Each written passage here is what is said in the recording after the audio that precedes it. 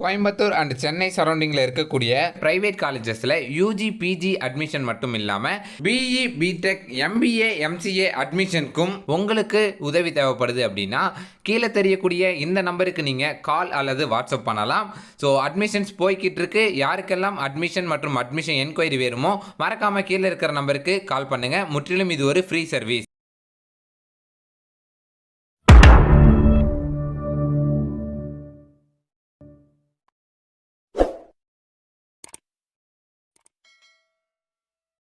Hi guys, நான் தான் docking தமிழா cake பேசுகிறேன். இன்றைக்கி என்ன அப்டேட் பார்க்க போகிறோம் அப்படின்னா டான்செட் 2023க்கான எம்பிஏ எம்சிஏ ஆன்லைன் கவுன்சிலிங்கான கவுன்சிலிங் ப்ரொசீஜர் பற்றி தாங்க பார்க்குறோம்.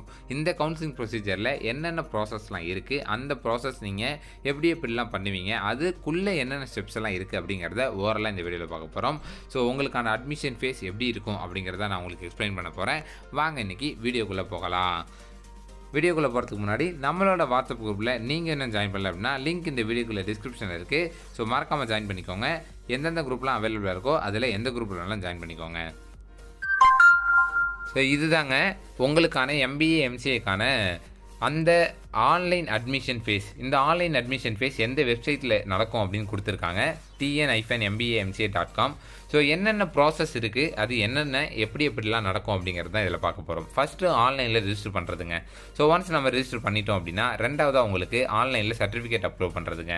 ஸோ இதுவுமே உங்களுக்கு முடிஞ்சிடும். இந்த ரெண்டு ப்ராசஸ் முடிஞ்சதும் மூணாவது ஆன்லைனில் சர்டிஃபிகேட் வெரிஃபிகேஷன் ஆனது நடக்குங்க. ஆன்லைனில் சர்டிஃபிகேட் வெரிஃபிகேஷன் முடிஞ்சதுக்கப்புறம் உங்களுக்கு ரேங்க் லிஸ்ட் விடுவாங்க. எம்பிஎம்சி ரெண்டு பேருக்கும் ஒரே நாளில் தான் ரேங்க் லிஸ்ட் வரும். ரேங்க் லிஸ்ட் வந்ததுக்கப்புறம் ஸ்பெஷல் ரிசர்வேஷன் கவுன்சிலிங், அதான் டிஃப்ரெண்ட்லி அபிள் கேண்டிடேட்டுக்கு மட்டும் நடக்கும். அது இன்பர்சன் மூடில் ஜிசிடி காலேஜில் நடக்கும்னு சொல்லியிருக்காங்க. ஓகேவா. அடுத்தது ஜென்ரல் கவுன்சிலிங் எம்சிஏக்கு ஆரம்பிக்குதுங்க. ஸோ இதில் உங்களுக்கு ஒரு 5 ப்ராசஸ் இருக்குது. ஃபஸ்ட்டு வந்து பேமெண்ட் பண்ணுவீங்க. ஸோ கவுன்சிலிங்கான பேமெண்ட்டு எவ்வளோ அப்படிங்கிற சொல்லுவாங்க. அந்த அமௌண்ட்டை நீங்கள் பே பண்ணணும். அதுக்கு அடுத்தது சாய்ஸ் ஃபில்லிங் பண்ணுவீங்க. சாய்ஸ் ஃபில்லிங்னா என்ன தெரியுமா? ஒன்றும் இல்லை, உங்களுக்கு எந்தெந்த காலேஜெலாம் வேணும் அப்படிங்கிறத நீங்கள் வருஷப்படுத்தி கொடுக்கணும். ஓகேவா. நீங்கள் எவ்வளோ காலேஜ் வேணாலும் கொடுக்கலாம். அதை நான் டெமோ வீடியோவை போட்டுருவேன் முன்னாடியே, அப்போது உங்களுக்கு தெரிஞ்சிடும். ஸோ அது சாய்ஸ் ஃபில்லிங் சொல்லுவோம். அதுக்கு அடுத்தது டென்டேட்டிவ் அலாட்மெண்ட். டென்டேட்டிவ் அலாட்மெண்ட்னா நீங்கள் இப்போ ஒரு 10 காலேஜ் செலக்ட் பண்ணி கொடுத்தீங்க, அதில் எந்த காலேஜில் உங்களுக்கு சீட்டு கிடச்சிருக்கு அப்படின்னு சொல்லி வரும். ஓகேவா. டென்டேட்டிவ் அலாட்மெண்ட்னு அதான் சொல்லுவாங்க. எந்த காலேஜ் கிடச்சிருக்குன்னு அடுத்த நாள் சொல்லுவாங்க. ஒரு காலேஜ் தான் ஒரு ஆளுக்கு. ஓகேவா. அந்த காலேஜ் வேணுமா வேணாமா அப்படிங்கிறது தான் நீங்கள் கன்ஃபார்ம் பண்ணணும். அதுக்கு தான் அக்செப்டன்ஸ் அண்ட் ரிஜெக்ஷன் அப்படின்னு ஒரு ஸ்டெப்பு. ஸோ வேணும் அப்படின்னு சொல்லிட்டீங்கன்னா உங்களுக்கு ப்ரொவிஷனல் அலாட்மெண்ட் வரும். வேணாம் அப்படின்னு சொல்லிட்டீங்கன்னா ப்ரொவிஷனல் அலாட்மெண்ட் வராது. ஓகேவா. இதுதான் வந்து எம்சிஏக்கான ப்ராசஸ். அடுத்தது அதே சேம் ப்ராசஸ் எம்பிஏக்கு ஆரம்பிக்குது. ஸோ எம்பிஏக்கும் ஃபஸ்ட்டு நீங்கள் வந்து எவ்வளோ ஃபீ அப்படிங்கிறத பே பண்ணுவீங்க. சாய்ஸ் ஃபில்லிங் பண்ணுவீங்க. அதுக்கப்புறம் டென்டேட்டிவ் அலாட்மெண்ட் வரும். டென்டேட்டிவ் அலாட்மெண்ட் வேணுமா வேணாமான்னு அக்செப்டன்ஸ் ரிஜெக்ஷன் இருக்கும். அது முடிஞ்சதுக்கப்புறம் ப்ரொவிஷனல் அலாட்மெண்ட் வரும். ப்ரொவிஷனல் அலாட்மெண்ட் வந்துச்சுன்னா என்ன, எடுத்துகிட்டு போய் காலேஜில் டேரக்டாக சேர்ந்துக்கிறது தான். அதான் விஷயம். ஓகேவா. ஸோ எம்பிஏ எம்சிஏக்கு தனியாக நடக்கும். நீங்கள் வந்து எம்சிஏக்கு மட்டும் அப்ளை பண்ணிருந்தீங்க அப்படின்னா எம்சிஏக்கு மட்டும் நீங்கள் கவுன்சிலிங் அப்ளை பண்ணலாம். எம்பிஏக்கு மட்டும் பண்ணி தான் எம்பிஏக்கு பண்ணலாம். இல்லைங்க நான் 2 எக்ஸாம் எழுதிருக்கேன், ரெண்டுக்குமே அப்ளை பண்ண போகிறேன் அப்படின்னா இதுக்கு தனியாக ஒரு அமௌண்ட், அதுக்கு ஒரு தனி அமௌண்ட்னு 2 அமௌண்ட் நீங்கள் பே பண்ணணும். ஓகேவா. தென் சப்ளிமெண்டரி கவுன்சிலிங் எம்சிஏ எம்பிஏக்கு நடக்குது. சப்ளிமெண்டரி கவுன்சிலிங் யாருக்கெல்லாம் நடக்கும் அப்படின்னு கேட்டிங்கன்னா முழுக்க இந்த கவுன்சிலிங்கில் கலந்துக்கிட்டு யாருக்கெல்லாம் காலேஜில் சீட்டு கிடைக்கலையோ அவங்க, இந்த அடுத்தது கிடைச்ச சீட்டை வேணான்னு சொன்னவங்க, அதுக்கு அடுத்தது இந்த கவுன்சிலிங்கில் கலந்துக்க முடியாமல் போனவங்க, கவுன்சிலிங்க்கு அப்ளையே பண்ணாமல் போனவங்க, இவங்க எல்லாரும் கண்டிப்பாக இந்த சப்ளிமெண்டரி கவுன்சிலிங்கில் கலந்துக்கலாம். இது டேரெக்டாக நடக்கும். அதுவும் ஜிசிடி காலேஜ் கோயம்புத்தூரில். ஆனால் என்ன விஷயம் அப்படின்னு கேட்டிங்கன்னா இதில் எல்லாரும் எடுத்தது போக மீதி எந்த சீட்லாம் இருக்கோ அந்த சீட் மட்டும் தான் அந்த கவுன்சிலிங்கில் வரும். அதை மட்டும் தான் எடுக்க முடியும். ஓகேவா. அடுத்தது SCA to SC conversion counselling அப்படின்னு சொல்லியிருக்காங்க. இதுவுமே வந்து டேரக்டாக ஜிசிடி காலேஜில் தான் நடக்கும். இது என்ன அப்படின்னு கேட்டிங்கன்னா அதாவது ஒரு காலேஜ்லேயும் எஸ்சிஏ அப்படின்னு சொல்லி கம்யூனிட்டிக்கு இத்தனை சீட் அப்படின்னு ஒதுக்கியிருப்பாங்க. ஓகேவா. அந்த சீட்டில் எல்லாரும் எடுத்தது போக பெண்டிங் இருக்கும். அதாவது இந்த கவுன்சிலிங்கில் எஸ்சி கேண்டிடேட் மட்டும்தான் கலந்துக்க முடியும். ஓகேவா. எஸ்சிஏங்கிறது எஸ்சியில் வரக்கூடிய ஒரு சப்காஸ்ட் தான். ஆனால் எஸ்சிஏக்கு தனியாக அவங்க சீட்டு ஒதுக்கியிருப்பாங்க, எஸ்சிக்கும் சீட்டு ஒதுக்கியிருப்பாங்க. இப்போ ஒரு 2 காலேஜ் நம்ம எடுத்துக்குவோம். ஓகேவா. ஒரு பெரிய காலேஜ், ஒரு சின்ன காலேஜ். ஓகேவா. அந்த பெரிய காலேஜில் எஸ்சிஏல 4 சீட்டு, எஸ்சியில் 10 சீட்டு. அதே 4 சீட்டு இந்த சின்ன காலேஜ்லேயும் இருக்குது, 10 சீட்டு இந்த சின்ன காலேஜ்லேயும் இருக்குது. இப்போது எஸ்சியில் இருக்கக்கூடிய சீட்டு 10மே முடிஞ்சிருச்சு. ஓகேவா. பெரிய காலேஜில் 10 சீட்டு முடிஞ்சிருச்சு. ஆனால் எஸ்சிஏல அந்த 4 சீட்டில் 3 சீட்டு அப்படியே இருக்குது, ஒரு சீட்டு தான் முடிஞ்சிருக்கு. ஓகேவா. இந்த சின்ன காலேஜில் எஸ்சியில் இருக்கக்கூடிய 10 சீட்டில் ஒரு சீட்டு கிடச்சிருச்சு ஒருத்தனுக்கு. ஓகேவா. எஸ்சிஏல அந்த 4 சீட்டு அப்படியே தான் இருக்குது. அப்படிங்கிறப்போ இந்த எஸ்சிஏ டு எஸ்சி கவுன்சிலிங்கில் அந்த எஸ்சி கேண்டிடேட் கலந்துக்கிட்டு எனக்கு ஒரு சின்ன காலேஜ் கிடச்சிருக்கு. இதை விட நல்ல காலேஜ் இதில் இங்கே மேலே ஆல்ரெடி இருக்குது. அதில் SC-Aல சீட்டு பெண்டிங் இருக்குது, 3 சீட் பெண்டிங் இருக்குது. அப்போது நான் இந்த சீட்டை கொடுத்துட்டு அந்த சீட்டை எடுத்துக்கிறேன் அப்படின்னு SC கேண்டிடேட் சொல்லலாம். புரியுதா?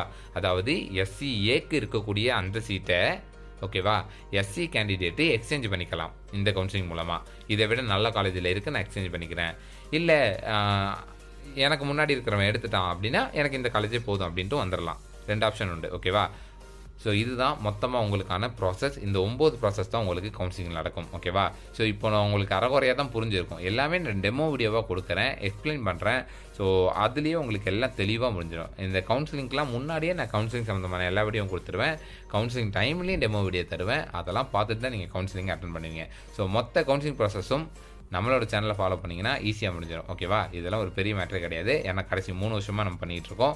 ஸோ நமக்குலாம் இது ஜிஜிபி மேட்ரு. ஓகேவா? ஸோ ஃப்ரீயாக விடுங்க. நம்ம எல்லாருமே வந்து ஜஸ்ட் எக்ஸாம் எழுதி முடிச்சுட்டு ரெடியாக இருக்கோம்.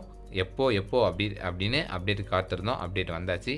இனிமேல் நம்ம தான் பண்ணுறோம். ஓகேவா? எக்ஸாம் மட்டும்தான் அண்ணா யூனிவர்சிட்டி வச்சாங்களே தவிர இந்த கவுன்சிலிங் ஃபுல்லாக government college of technology Coimbatore தான் நடத்துவாங்க.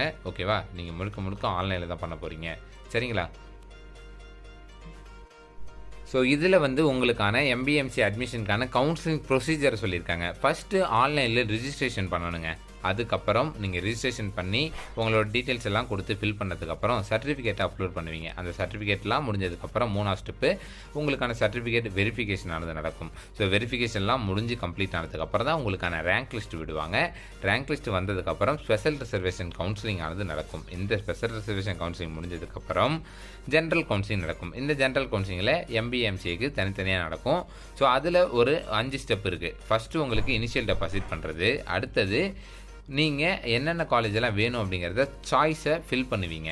எனக்கு இந்தந்த காலேஜெல்லாம் வேணும் அப்படின்னு. அடுத்தது 3வது டென்டேட்டிவ் அலாட்மெண்ட். எந்த காலேஜ் உங்களுக்கு கிடச்சிருக்கு அப்படின்னு. அந்த காலேஜ் வேணுமா வேணாமா அப்படிங்கிறத நீங்கள் கன்ஃபார்ம் பண்ணணும். ஓகேவா? ஸோ நீங்கள் வந்து கன்ஃபார்ம் பண்ணாமல் விட்டுட்டீங்க அப்படின்னா அந்த காலேஜ் வந்து ஆட்டோமேட்டிக்காக கேன்சல் ஆயிரும். ஓகேவா? அடுத்தது 5வதா ஃபைனல் அலாட்மெண்ட். நீங்கள் கன்ஃபார்ம் பண்ணதுக்கப்புறம் உங்களுக்கு எந்த காலேஜ் கிடச்சதோ அதுக்கான ப்ரொவிஷனல் அலாட்மெண்ட் வரும். அந்த ப்ரொவிஷனல் அலாட்மெண்ட் வந்ததுக்கப்புறம் கொண்டு போய் அதை கொடுத்து காலேஜில் சேர்றது. இதுதான் ப்ராசஸ். ஓகேவா? இது முடிஞ்சதுக்கப்புறம் சப்ளிமெண்ட்ரி கவுன்சிலிங்னு ஒன்று நடக்கும். சப்ளிமெண்ட்ரி கவுன்சிலிங் முடிஞ்சதுக்கப்புறம் SCA to SC கவுன்சிலிங்னு ஒன்று நடக்கும். ஓகேவா? ஸோ மொத்தம் இந்த 8 ஸ்டெப்பு தான் உங்களுக்கு இந்த ஆன்லைன் கவுன்சிலிங்கில் நடக்கக்கூடிய விஷயங்கள். ஓகேவா? MBMCக்கான கவுன்சிலிங் ப்ரொசீஜர் அப்படின்னாலே இது மட்டும்தான். ஸோ இதுதான் உங்களுக்கான கவுன்சிலிங் ப்ரொசீஜர். இதை நீங்கள் ஃபாலோ பண்ணாலே போதும். ஓகேவா? இதில் 1 by 1 நடக்கும். ஆனால் இன்னைக்கு ஆரம்பிக்கக்கூடிய இந்த கவுன்சிலிங் ப்ராசஸ் ஆனது உங்களுக்கு ஆகஸ்ட் மாதம் தான் முடியுது. சரிங்களா?